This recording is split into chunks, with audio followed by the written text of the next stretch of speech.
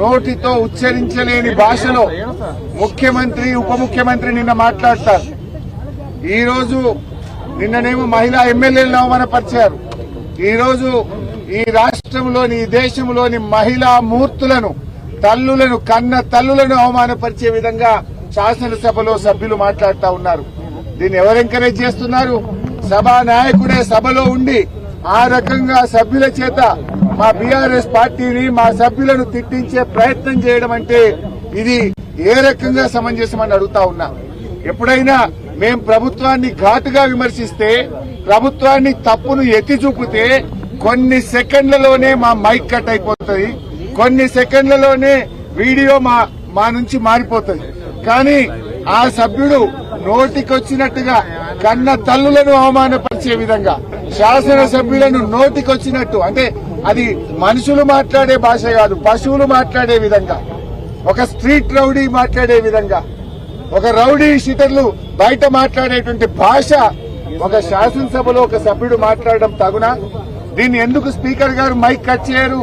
దీన్ని సభా నాయకుడు ఏ రకంగా ఎంకరేజ్ చేస్తారు? నిన్న ముఖ్యమంత్రి గారు అన్నారు, మేము అవసరమైతే శాసనసభ్యులను సభ నుండి ఎక్స్పెల్ చేస్తామన్నారు.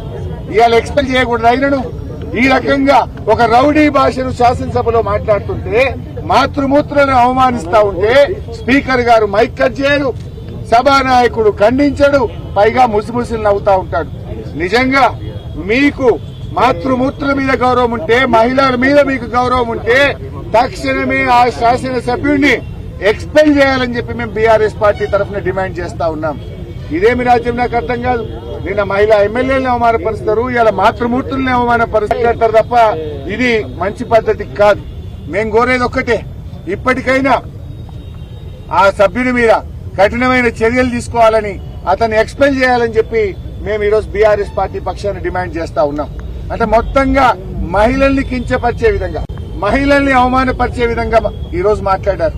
కొంతమంది కాంగ్రెస్ పార్టీ మహిళా ఎమ్మెల్యేలు నిన్నొచ్చి మా సబితక్క మీదనో కోలక్ష్మి గారి మీద మాట్లాడారు. మరి ఈ రోజు మీ చెవులలో మీకు వినబడతలేవా? ఒక తల్లుల్ని పట్టుకొని, మహిళల్ని పట్టుకొని ఆ రకంగా మాట్లాడుతూ ఉంటే ఆ కాంగ్రెస్ పార్టీ మహిళా మంత్రులు, శాసనసభ్యులు ఎందుకు స్పందించరు అని నేను అడుగుతా ఉన్నా. ఇదా శాసనసభ నడిపించే తీరు? మన పిల్లలకు మనం ఇదేనా నేర్పేది? ఈ భాష చూసి మన పిల్లలు రేపు ఏమనుకుంటారు? తెలంగాణ శాసనసభ యొక్క పరువును, ప్రతిష్టను మంట గలిపారు. తెలంగాణ శాసనసభ గౌరవాన్ని తల దించుకునే విధంగా ఈ రోజు శాసనసభ నడుస్తా ఉంది.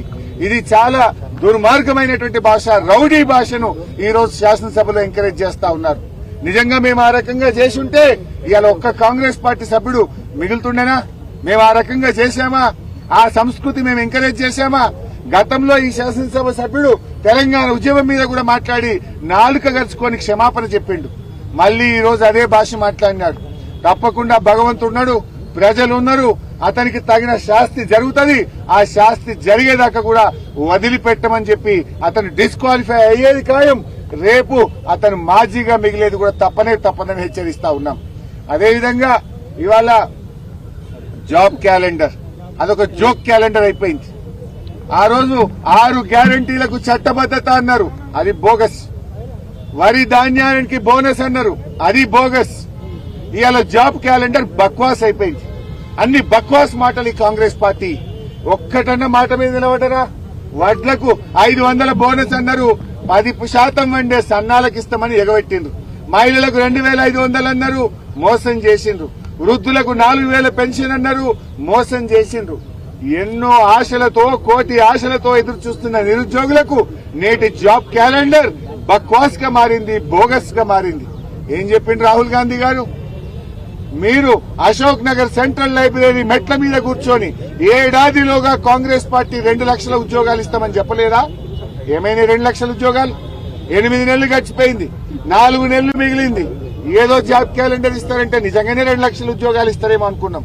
గత ప్రభుత్వం ఇచ్చిన నోటిఫికేషన్లు చూపించి అసలు ఎన్ని జాబులు ఇస్తారో లెక్క చెప్పకుండా ఓ డ్రామా ఆడింది కాంగ్రెస్ పార్టీ. అది బోగస్, అది బక్వాస్ అని వాళ్ళకి తెలుసు కనుకనే దాని మీద చర్చ లేదు అంటున్నారు. ఓన్లీ సభలో పెడతారట, పారిపోతారట. మీరు నిజంగా 2 లక్షల ఉద్యోగాలు ఇచ్చే ముఖం అయితే, నిరుద్యోగులకు ఇచ్చిన మాట నిలబెట్టుకునేటోళ్ళు అయితే చర్చకెందుకు భయపడ్డారు? చర్చ చేయమంటే తోక ముడుచుకొని ఎందుకు పారిపోయినరు?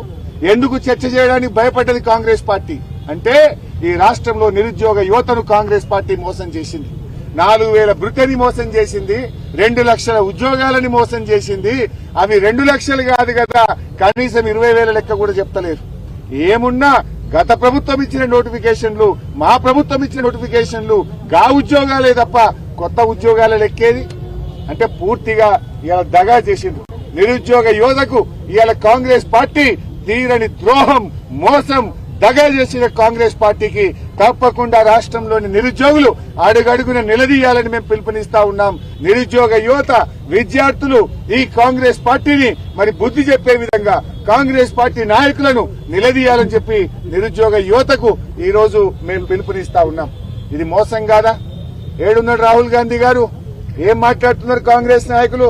ఇంకా ఏ మొహం పెట్టుకొని మాట్లాడుతున్నారు? అదో కౌరవుల సభలాగా మందబలం ఉన్నదని, అధికారం ఉన్నదని మార్షల్లను పెట్టుకొని, పోలీసులను పెట్టుకొని మా గొంతు నొక్కే ప్రయత్నం చేస్తున్నారు. మా గొంతు మీ మందబలం ఒక కౌరవుల సభలాగా మీరు అక్కడ మీ ఇష్టం ఉన్నట్టు మాట్లాడతారేమో, కానీ మిమ్మల్ని ప్రజాక్షేత్రంలో వదిలిపెట్టం.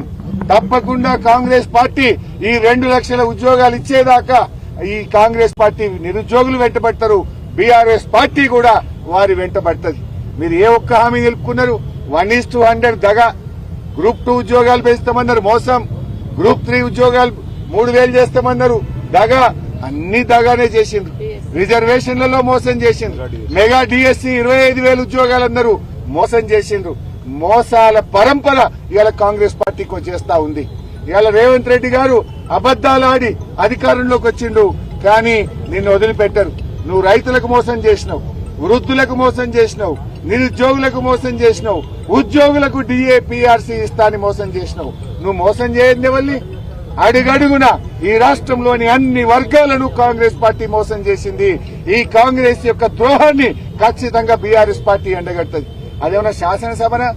మా అక్క కోవలక్ష్మి గారు చెవులు మూసుకున్నది ఆ భాష విని. చెవులు మూసుకొని బాధపడ్డటువంటి పరిస్థితి. అంటే అసలు సంస్కారం ఉన్నటువంటి వాళ్ళు, విజ్ఞత కలిగినటువంటి వాళ్ళు ఆ భాష మాట్లాడతారా? కనీసం విన్న వాళ్ళైనా ఖండించాలనా?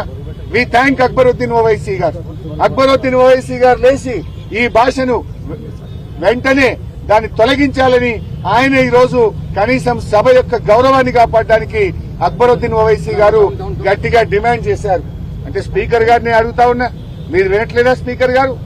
మేము ఎప్పుడన్నా ప్రభుత్వాన్ని నిలదీస్తే మా మైక్ ఒక సెకండ్ లో కట్ చేస్తారు కదా, ఆయన మైక్ మాత్రం బూతులు మాట్లాడుతుంటే, మన నోటితో మాట్లాడలేని భాష మాట్లాడుతుంటే ఆయన మైక్ ఎందుకు కట్ కాదు? ఇంకా ఎంకరేజ్ చేస్తారా? ఆడవాళ్ల ఆత్మగౌరవాన్ని, మాతృమూర్తులు కన్న తల్లుల ఆత్మగౌరవాన్ని దెబ్బతీసే విధంగా ఆయన మాట్లాడుతుంటే మైక్ కట్ కాదా? హైదరాబాద్ బ్రాండ్ ఇమేజ్ దెబ్బతీసుడు కాదా? హైదరాబాద్ లో తిరగనియా అంటే నీ అయ్యా జాగిరా? నువ్వెవడు హైదరాబాద్ లో తిరగనియా అని చెప్పడానికి? అంటే ఈ రకమైన భాష మాట్లాడితే రేపు హైదరాబాద్ బ్రాండ్ ఇమేజ్ దెబ్బతినదా? ఈ భాషతో హైదరాబాద్ లో పెట్టుబడులు వస్తాయా? ఈ భాషతో హైదరాబాద్ ప్రతిష్ట పెరుగుతుందా? ఇదా తెలంగాణ కోరుకుంటున్నది? ఇదా హైదరాబాద్ ప్రజలు కోరుకుంటున్నది? ఈ విధంగా మేము నడిపామా గత 10 సంవత్సరాల్లో? Is it right? దీన్ని ఏ ఒక్క మంత్రి మాట్లాడాడు? ముఖ్యమంత్రి గారు ఆపరు. ఇవాళ ఆ సభలో ఉన్న బీజేపీ నాయకులు మాట్లాడరు. ఇవాళ ఇద్దరు కలిసి ఒకటైపోయిన పరిస్థితి. బడే భాయ్ చోటే భాయ్ ఏక్ హో గయా, దోనో మిల్కే ఇవాళ ఏక్ రస్తే మే చల్ రే. అదానిని హైదరాబాద్ తెస్తారట. ఇద్దరు కలిసి ఇవాళ బీఆర్ఎస్ పార్టీని గొంతు నొక్కే ప్రయత్నం చేస్తున్నారు. కానీ ప్రజలు గమనిస్తున్నారు.